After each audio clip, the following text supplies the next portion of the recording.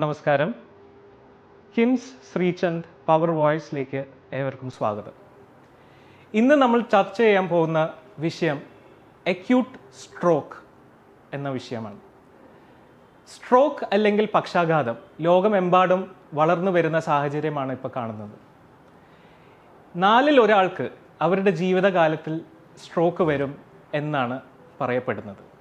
ഇന്ന് നമ്മുടെ കൂടെയുള്ളത് കണ്ണൂർ ശ്രീചന്ദ് ഹോസ്പിറ്റലിലെ സ്ട്രോക്ക് ടീമിൻ്റെ അംഗങ്ങളായ ഡോക്ടർമാരാണ്. ഞാൻ അവരെ ഹാർദവമായി ഈ പരിപാടിയിലേക്ക് ക്ഷണിക്കുന്നു. ആദ്യം തന്നെ നമ്മളുടെ സീനിയർ ന്യൂറോളജിസ്റ്റ് ഡോക്ടർ ആശ വലിയ വീട്ടിൽ, നമ്മൾ consultant neurologist doctor Karthik Harishankar, interventional radiologist doctor Prasad, നമ്മുടെ ന്യൂറോ സർജൻ ഡോക്ടർ ഷിൻഹാസ്. ആദ്യം തന്നെ ആശ മാഡത്തിനോട് ഞാൻ ചോദിച്ചോട്ടെ. ആദ്യം തന്നെ ഞാൻ ഡോക്ടർ ആശനോട് ചോദിക്കട്ടെ, എന്താണ് സ്ട്രോക്ക്? സ്ട്രോക്ക് എന്ന് പറയുന്നത് പെട്ടെന്ന് നമ്മുടെ തലച്ചോറിലേക്കുള്ള കോശങ്ങൾക്ക് രക്ത സപ്ലൈ, അതായത് ബ്ലഡ് സപ്ലൈ കട്ടാകുന്നത് കൊണ്ടുണ്ടാകുന്ന ഒരു അസുഖമാണ്. അത് പെട്ടെന്ന് ഉണ്ടാകുന്നു എന്നുള്ളത് തന്നെയാണ് അതിൻ്റെ ഏറ്റവും പ്രധാനപ്പെട്ട കാര്യം.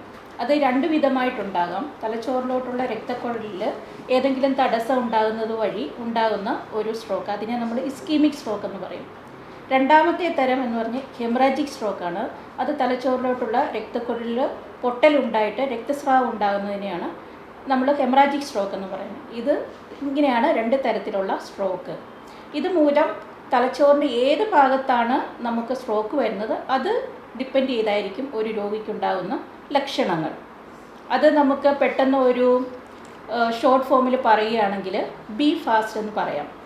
ബി ഫോർ ബാലൻസ്, പെട്ടെന്ന് ഒരു വ്യക്തിയുടെ ശരീര സന്തുലനാവസ്ഥയ്ക്കുണ്ടാകുന്ന ചേഞ്ചസ്, അതായത് ബാലൻസിനുണ്ടാകും, നടക്കുമ്പോൾ ബാലൻസ് പോവുക. അതല്ലെങ്കിൽ ആ വ്യക്തിക്ക് പെട്ടെന്ന് അവരുടെ കാഴ്ചയും മങ്ങുക, ഒരു സൈഡിലേക്കുള്ള കാഴ്ച മങ്ങുക, അല്ലെങ്കിൽ 2 സൈഡിലേക്കുള്ള കാഴ്ചയും മങ്ങിപ്പോകാം, അല്ലെങ്കിൽ 2ആയിട്ട് കാണാം. ഇതാണ് B E. Next fast, F for face, നമ്മുടെ ഒരു മുഖത്തിൻ്റെ ഒരു ഭാഗം ഒരു സൈഡിലേക്ക് കോടിപ്പോവുക. പിന്നെ നമുക്ക് സംസാരത്തിന് എന്തെങ്കിലും പ്രത്യേകത, സംസാരിക്കാൻ കുഴച്ചിലുണ്ടാകുക, സംസാരത്തിന് എന്തെങ്കിലും മനസ്സിലാക്കാനുള്ള ബുദ്ധിമുട്ടുണ്ടാകുക, അതൊക്കെ അതിൻ്റെ ഭാഗമായിട്ട് വരാം. പിന്നെ നമ്മുടെ എ ഫോർ ആംസ്, അതായത് നമ്മുടെ പെട്ടെന്ന് ഒരു ശരീരത്തിൻ്റെ ഒരു ഭാഗത്തുള്ള കൈകൾക്കോ കാലിനോ പെട്ടെന്ന് ശക്തി, അതായത് ബലം നഷ്ടപ്പെടുക, തളർച്ച വരിക, അതും സ്ട്രോക്കിൻ്റെ ലക്ഷണമാകാം.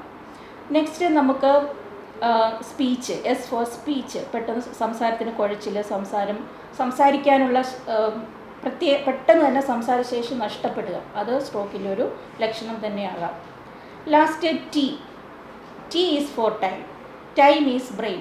അത് തന്നെയാണ് ഏറ്റവും പ്രധാനപ്പെട്ട കാര്യം. ഒരാൾക്ക് സ്ട്രോക്ക് വന്നു കഴിഞ്ഞാൽ ഇത്തരം ലക്ഷണങ്ങൾ, പെട്ടെന്നുണ്ടായ തളർച്ച, സംസാരത്തിൻ്റെ കുഴച്ചിൽ, ബാലൻസ് നഷ്ടപ്പെടുക, ഇങ്ങനെ ഉണ്ടാകുന്ന ലക്ഷണങ്ങൾ ആർക്കെങ്കിലും ഉണ്ടായാൽ എത്രയും പെട്ടെന്ന് അടുത്ത് തന്നെയുള്ള ഒരു ഹോസ്പിറ്റൽ, അത് സ്ട്രോക്ക് ട്രീറ്റ്മെൻറ്റിന് റെഡി ആയിരിക്കും, സ്ട്രോക്ക് റെഡി ഹോസ്പിറ്റലിൽ എത്തിക്കുക എന്നുള്ളതാണ്.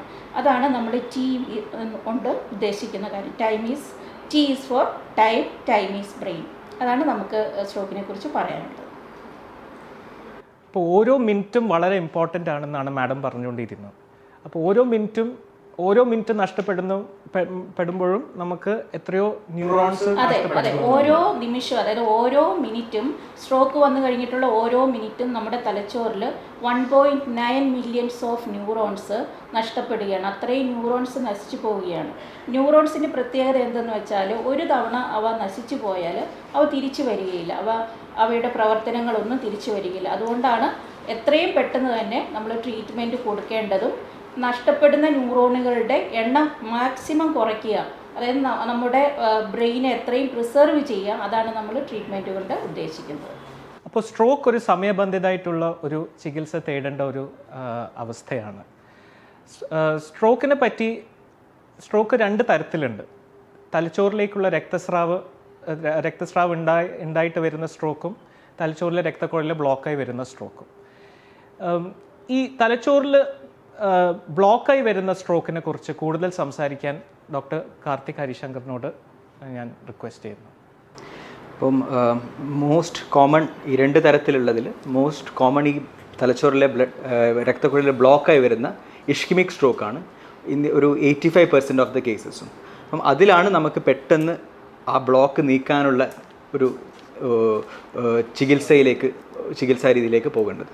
അപ്പോൾ അതിനുള്ള ഓപ്ഷൻ എന്ന് പറയുന്നതാണ് ഇപ്പം ഒരു അപ് ടു 4.5 hours നമ്മൾ അതാണ് ഒരു കട്ട് ഓഫ് ആയിട്ട് വെച്ചത്. അപ് ടു 4.5 hours ഉള്ളിൽ പേഷ്യൻ്റ് ഹോസ്പിറ്റലിൽ എത്തുകയാണെങ്കിൽ, വേറെ ബ്ലീഡിങ് ഇല്ല എന്നൊക്കെ ഉറപ്പ് വരുത്തി ആണെങ്കിൽ ത്രോംബോലൈസിസ് ഇൻഡിക്കേറ്റഡ് ആണ്. ത്രോംബോലൈസിസ് എന്ന് പറഞ്ഞാൽ അപ്പം ബ്ലഡ് വെസൽ ബ്ലോക്ക് ആവുന്നതാണല്ലോ സ്ട്രോക്കിൻ്റെ ഒരു പ്രോബ്ലം. അപ്പം ത്രോംബോലൈസിസ് എന്ന് പറഞ്ഞാൽ ആ ക്ലോട്ട് റിമൂവ് ചെയ്യാനുള്ള ഒരു മെഡിസിൻ. അപ്പോൾ അത് എല്ലാ പേഷ്യൻസിനും സൂട്ടബിൾ ആവണമെന്നില്ല.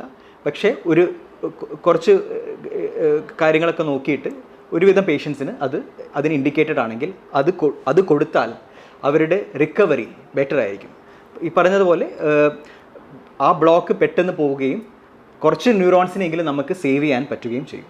അപ്പം നമ്മൾ എത്രയും ന്യൂറോൺസിനെ സേവ് ചെയ്യുന്നു അത്രയും ഒരു ഔട്ട്കം ബെറ്റർ ആയിരിക്കും. അതാണ് അതിൻ്റെ ഒരു അപ്പം ഈ ബ്ലോക്ക് ചെറിയ ബ്ലഡ് വെസൽസിനാണെങ്കിൽ ഈ ഒരു ട്രീറ്റ്മെൻറ്റ് മാത്രം മതി. പക്ഷെ ചിലപ്പോൾ ഇതൊരു വലിയ ബ്രെയിനിലേക്ക് സപ്ലൈ ചെയ്യുന്ന മേജർ ബ്ലഡ് വെസൽ, അതായത് ഈ middle cerebral artery, posterior cerebral artery, ഇങ്ങനത്തെ മേജർ ബ്ലഡ് വെസലിലാണെങ്കിൽ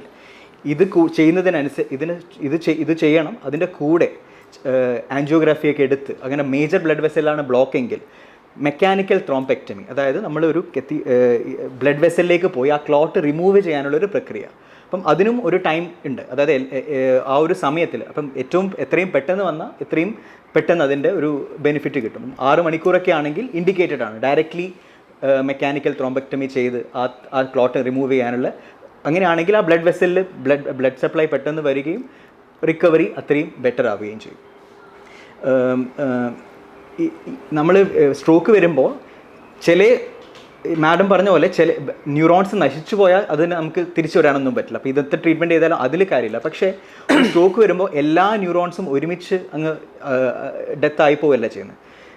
ഒരു പെർട്ടിക്കുലർ ഏരിയയിലുള്ള ന്യൂറോൺസ് ഡെത്തായിട്ടില്ല, അവർ കുറച്ച് ഫങ്ഷണലി എബ്നോർമലാണ്. അതിനാണ് ഇഷ്കിമിക് പെനംബ്ര എന്ന് പറയും. അതായത് ഡെത്ത് ആവാതെ അതിന് ചുറ്റുമുള്ള കുറച്ച് ന്യൂറോൺസ് ഇപ്പോഴും വയബിളാണ്. ഇപ്പോൾ നമ്മൾ അതിനെ റീപെർഫ്യൂസ് ചെയ്താൽ, ഇപ്പോൾ ബ്ലഡ് ഫ്ലോ നമുക്ക് എസ്റ്റാബ്ലിഷ് ചെയ്യാൻ പറ്റിയാൽ അവരുടെ ഫങ്ഷൻ റീഗെയിൻ ചെയ്യാൻ പറ്റും. ആ ന്യൂറോൺസാണ് നമ്മൾ ടാർഗറ്റ് ചെയ്യുന്നത് ഇതൊക്കെ ചെയ്യുമ്പോൾ. അപ്പം അതിനെ തിരിച്ചു കൊണ്ടുവരാൻ നമുക്ക് എത്രയും സേവ് ചെയ്യാൻ പറ്റുമോ. നമ്മുടെ തലച്ചോറിലാണ് നമ്മുടെ മെമ്മറീസും നമ്മൾ എഴുതാനുള്ളതും നമ്മുടെ വായിക്കാനുള്ളതും എല്ലാം സ്റ്റോർ ചെയ്യുന്നത് നമ്മുടെ തലച്ചോറിലാണ്. അപ്പം എത്രമാത്രം സേവ് ചെയ്യാൻ പറ്റുമോ അത്രയും നല്ലത്. അപ്പം ഇതിൽ ടൈമാണ് ഇതിൻ്റെ ഒരു ക്രൂഷ്യൽ ഫാക്ടർ. കറക്റ്റ് ഒരു സ്ട്രോക്ക് റെഡി ഹോസ്പിറ്റലിൽ വന്ന ഒരു ത്രോംബോലൈസിസും ത്രോംബെക്ടമിയും എല്ലാം സമയബന്ധിതമായി ചിന്തിച്ച് ഇതുപോലൊരു ടീം ഡിസ്കഷനിലൂടെ പെട്ടെന്ന് ചെയ്യാൻ പറ്റും. അതാണ് ഇങ്ങനെ ഒരു സ്ട്രോക്ക് റെഡി ഹോസ്പിറ്റലിൽ വരുന്നതിൻ്റെ ഒരു ഗുണം. നൂതനമായിട്ട് വന്ന ഒരു ചികിത്സാ രീതിയാണ് മെക്കാനിക്കൽ ത്രോംബെക്ടമി എന്ന് പറയുന്നത്. അത് ഒരു സ്ട്രോക്ക് പേഷ്യൻറ്റിന് ചെയ്യുന്നതിന് മുമ്പേ എന്തൊക്കെയാണ് നമ്മൾ ശ്രദ്ധിക്കേണ്ട കാര്യങ്ങൾ, അതെങ്ങനെയാണ് അത് ചെയ്യുന്ന രീതിയും അതിൻ്റെ ഔട്ട്കം എങ്ങനെയായിരിക്കും ഡോക്ടറിൻ്റെ എക്സ്പീരിയൻസിൽ ഒന്ന് പറഞ്ഞാൽ നല്ല. ഇപ്പോൾ ഓൾറെഡി ഡോക്ടേഴ്സ് പറഞ്ഞതുപോലെ 2 തരത്തിലുള്ള സ്ട്രോക്കുകളാണുള്ളത്. ഒന്ന് ബ്രെയിനിൽ ബ്ലീഡായിട്ട് രക്തക്കുഴൽ പൊട്ടി ഉണ്ടാകുന്ന ഹെമറേജിക് സ്ട്രോക്ക്, രണ്ടാമത് രക്തക്കുഴൽ അടഞ്ഞിട്ടുണ്ടാകുന്ന ഇഷ്കീമിക് സ്ട്രോക്ക്. ഇപ്പോൾ ഇഷ്കീമിക് സ്ട്രോക്ക് എന്നുള്ളതാണ് നമ്മുടെ എല്ലാവിധ ട്രീറ്റ്മെൻറ്റുകളും ടാർഗറ്റ് ചെയ്യുന്നത്. ഇപ്പോൾ ഒരു പേഷ്യൻ്റ് സ്ട്രോക്ക് ലക്ഷണങ്ങളായി വന്നാൽ either CT scan or MRI scan, ഏതെങ്കിലും ഒരു തരം സ്കാൻ നമ്മൾ ഇമ്മീഡിയറ്റ് ആയിട്ട് ചെയ്യേണ്ടി വരും. അതിൽ ബ്ലീഡ് ഉണ്ടെങ്കിൽ അതിൻ്റെ ട്രീറ്റ്മെൻറ്റ് വേറെ ലൈനിലേക്ക് പോകും. അതല്ല ബ്ലോക്ക് വഴിയുള്ള സ്ട്രോക്ക് ആണെങ്കിൽ അതിൻ്റെ ട്രീറ്റ്മെൻറ്റ് നമ്മൾ അതുപോലെ ടാർഗറ്റ് ചെയ്യും. CT MRIൻ്റെ കൂടെ ആൻജിയോഗ്രാം എന്ന് പറയുന്നത് രക്തക്കുഴലുകളുടെ ബ്ലോക്ക് അനാട്ടമി അറിയാനുള്ള ആൻജിയോഗ്രാമും നമ്മൾ ചെയ്യേണ്ടി വരും. ഇത് ചെയ്തതിന് ശേഷമാണ് നമ്മൾ ഡോക്ടർ പറഞ്ഞ പോലെ പ്രധാനപ്പെട്ട രക്തക്കുഴലുകൾ തലച്ചോറിലേക്ക് സപ്ലൈ ചെയ്യുന്ന വലിയ രക്തക്കുഴൽ അടഞ്ഞിട്ടുണ്ടോ അതോ കുഞ്ഞു രക്തക്കുഴൽ അടഞ്ഞിട്ടാണോ ഇത് ബ്ലോക്ക് ഉണ്ടായത്. എങ്ങനെയായാലും 4.5 മണിക്കൂറിനുള്ളിൽ ലക്ഷണങ്ങൾ സ്റ്റാർട്ട് ചെയ്ത് 4.5 മണിക്കൂറിനുള്ളിൽ എത്തിക്കഴിഞ്ഞാൽ ഇൻട്രാവെനസ് ത്രോംബോലൈസിസ് എന്ന് പറയുന്ന ഈ ക്ലോട്ട് അലിയിക്കാനുള്ള ഇഞ്ചക്ഷൻ നമ്മൾ കൊടുക്കും.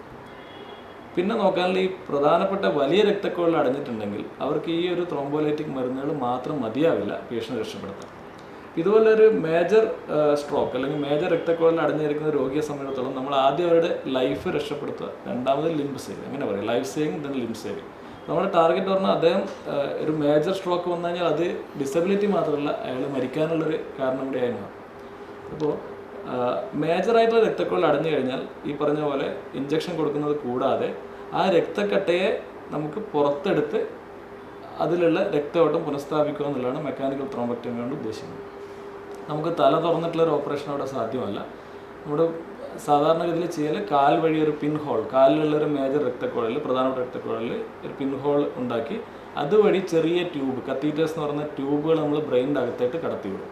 എന്നിട്ട് ആൻജിയോഗ്രാം ചെയ്ത് എവിടെയാണോ ബ്ലോക്ക് ഉള്ളത് അവിടെ കൊണ്ടുപോയി, പ്രധാനമായും 2 തരത്തിലുള്ള ടെക്നിക്കാണ് ഉപയോഗിക്കുക. സ്റ്റെൻറ്റ് റിട്രീവർ എന്ന് പറയുന്ന ഒരു സ്റ്റെൻറ്റുകളുണ്ട്.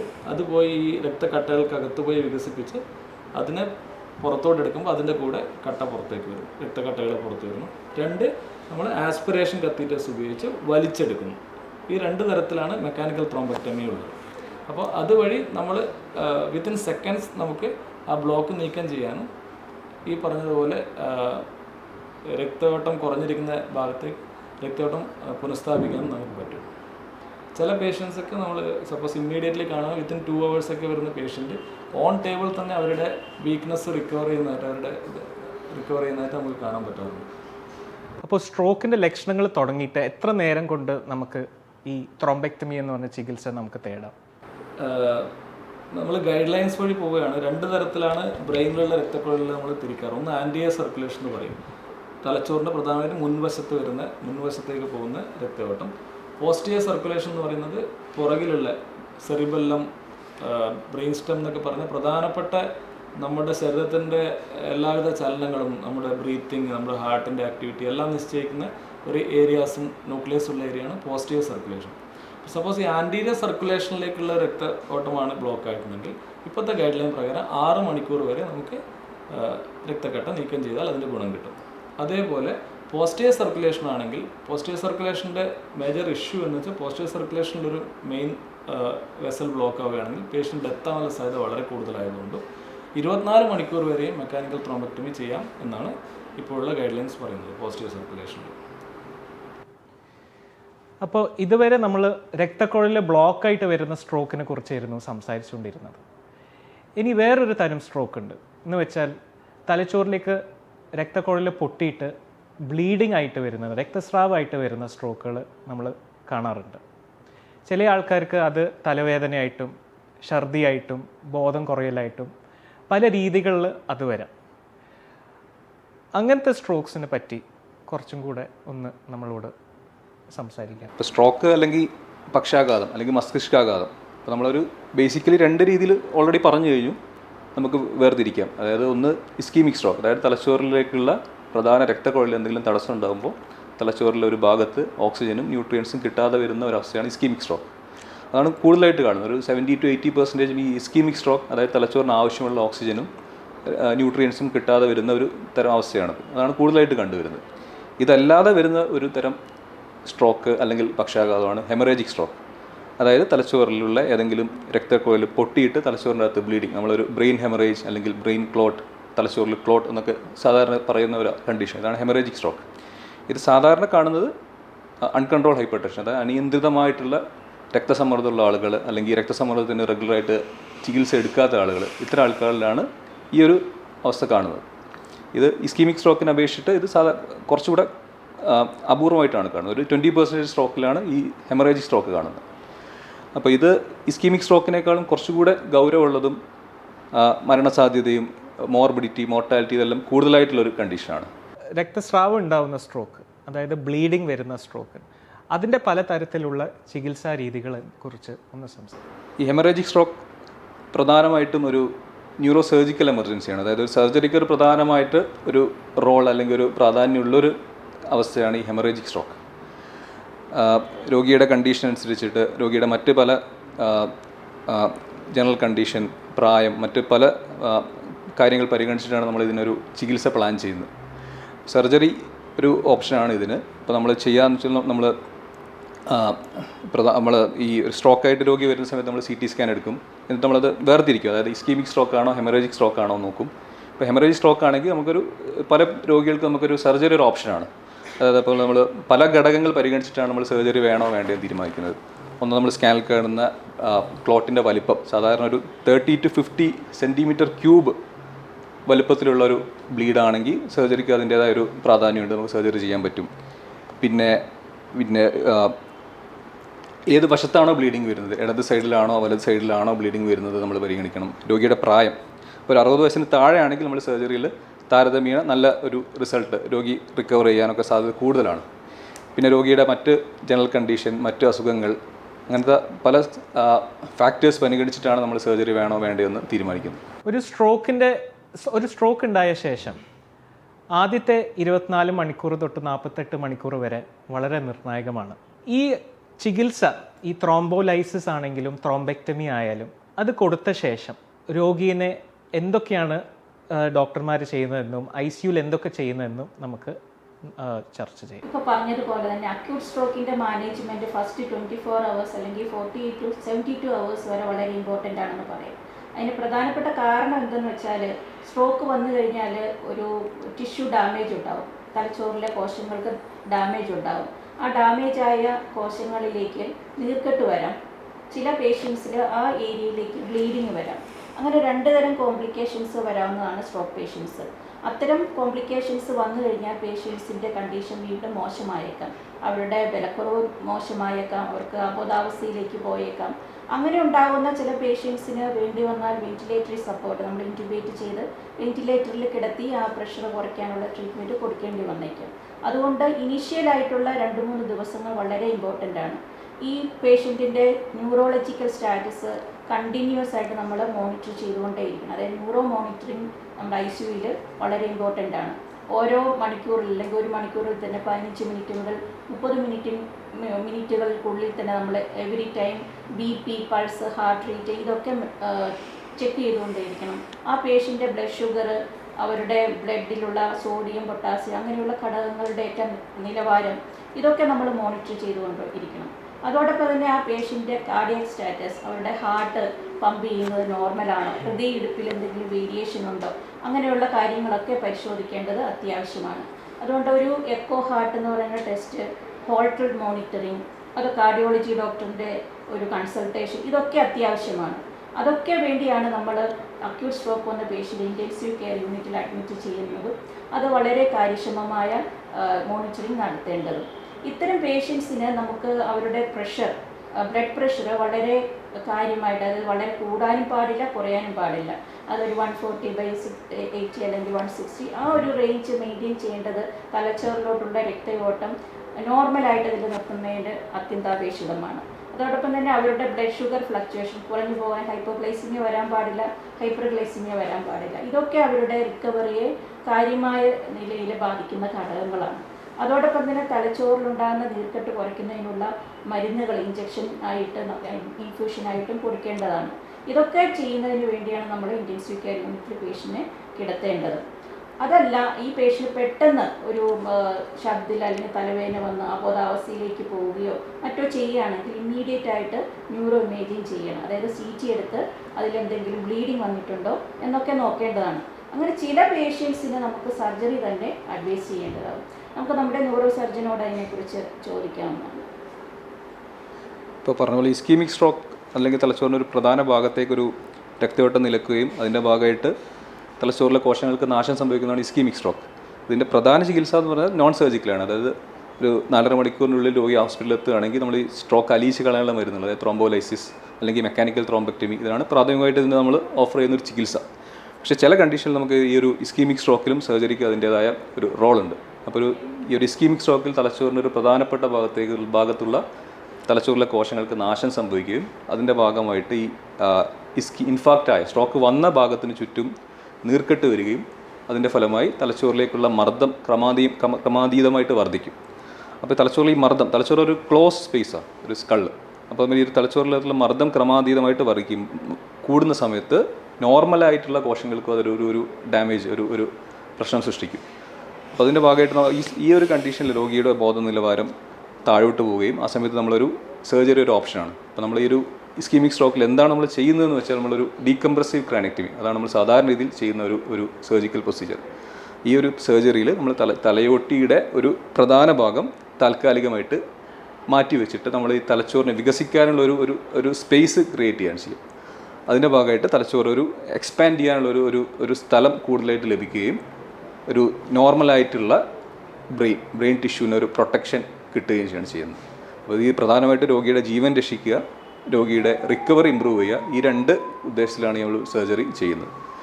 പിന്നെ ഈ സർജറി വേണോ വേണ്ടയോ നമ്മളൊരു രോഗിയുടെ പല ഘടകങ്ങൾ ആശ്രയിച്ചിരിക്കും. രോഗിയുടെ പ്രായം, മറ്റ് അസുഖങ്ങൾ, ഇടത് ഭാഗത്താണോ വലതു ഭാഗത്താണോ സ്ട്രോക്ക് വന്നത്, തലച്ചോറിൻ്റെ ഏത് ഭാഗത്താണ്, അല്ലെങ്കിൽ ഈ സ്ട്രോക്ക് വന്ന ഭാഗത്തേക്ക് പുതുതായിട്ട് ബ്ലീഡിങ് വന്നിട്ടുണ്ടോ, തലച്ചോറിൽ നീർക്കെട്ട് വന്നിട്ടുണ്ടോ, ഇങ്ങനത്തെ പല ഘടകങ്ങളെ ആശ്രയിച്ചിട്ടാണ് നമ്മളൊരു അവസാന തീരുമാനം എടുക്കുന്നത്. എന്നിരുന്നാൽ കൂടി പല ഘട്ടങ്ങളിലും ഈ ഒരു സർജറി ലൈഫ് സേവിങ് ആണ്. രോഗിയുടെ റിക്കവറിയും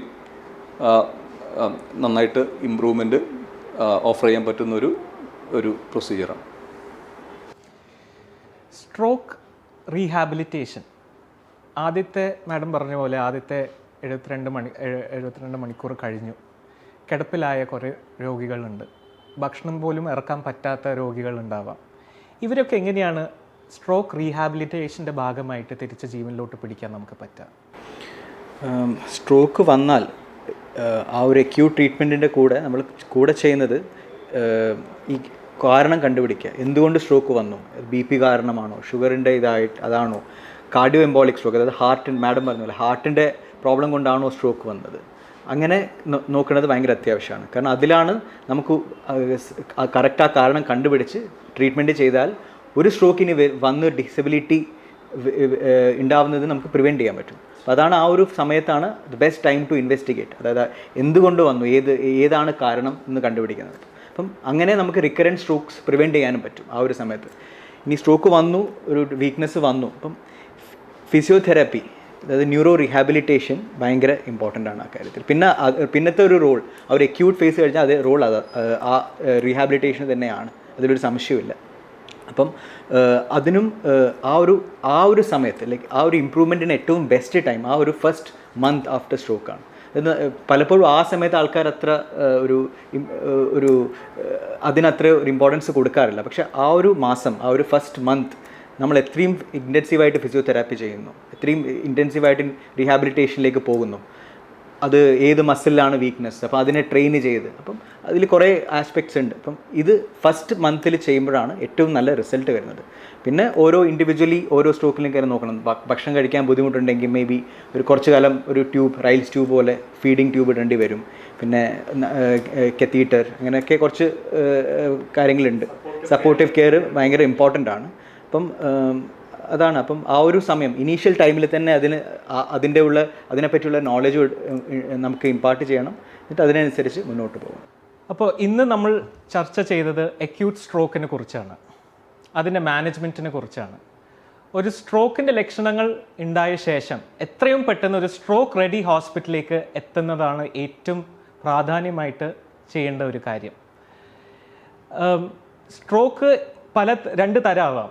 അത് നേരത്തെ പറഞ്ഞ പോലെ ബ്ലീഡിങ് ആവാം, അല്ലെങ്കിൽ രക്തക്കുഴലിൽ ബ്ലോക്കായി വരുന്ന സ്ട്രോക്ക് ആവാം.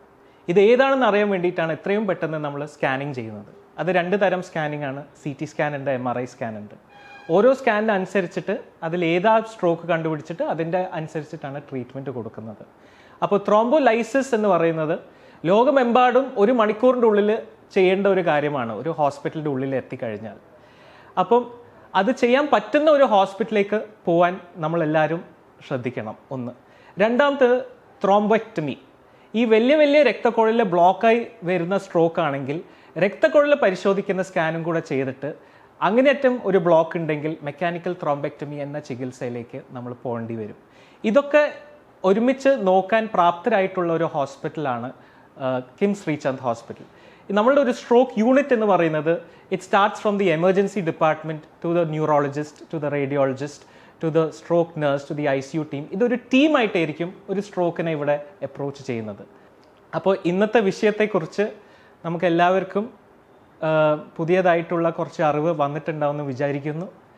ഇനി സ്ട്രോക്കിൻ്റെ ലക്ഷണങ്ങൾ ഉണ്ടെങ്കിൽ എവിടെ പോകണമെന്ന് നിങ്ങൾക്ക് എല്ലാവർക്കും അറിയാം. ഇനി അടുത്ത എപ്പിസോഡിൽ വേറൊരു അതിഥിയുമായി നമുക്ക് ഒത്തുചേരാം.